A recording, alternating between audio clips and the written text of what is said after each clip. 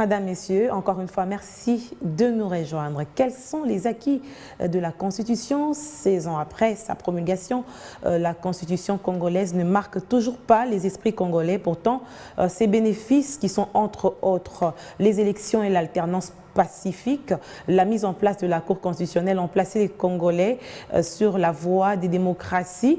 Dans une interview accordée à Biwan, le professeur Sambo, doyen de la faculté des droits à l'UNIKIN, constitutionnaliste, l'un des rédacteurs de cette loi mère, fait un état des lieux et plaide pour une vulgarisation auprès de tous.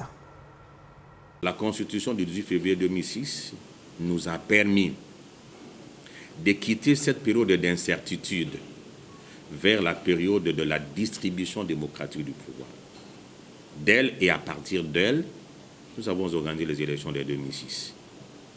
Nous avons réitéré en 2011. Nous sommes arrivés en 2018 où le pays a connu sa toute première alternance démocratique au sommet de l'État.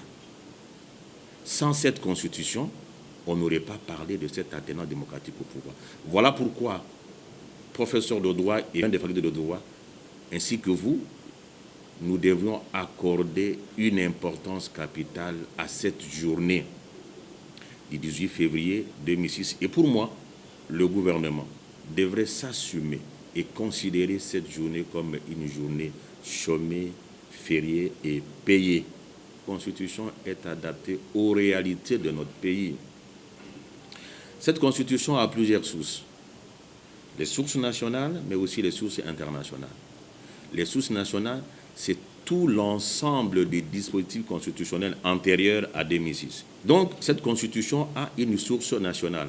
La source internationale, c'est que cette Constitution s'est rapprochée de plusieurs constitutions à travers le monde. Ce sont toutes ces sources-là mises ensemble qui ont permis aux Congolais de se frayer un chemin sur le plan constitutionnel. Et cette Constitution a répondu à un certain nombre de préoccupations sur l'organisation, mais aussi la gestion du pouvoir dans notre pays. Cette Constitution est enseignée dans 3 pays africains d'expression française en 3e cycle comme modèle. Cette Constitution a assuré un équilibre, notamment entre les 3 pouvoirs de l'État dans la désignation des membres de la Cour constitutionnelle. C'est une première en Afrique. Pour moi, cette Constitution regorge beaucoup de valeurs.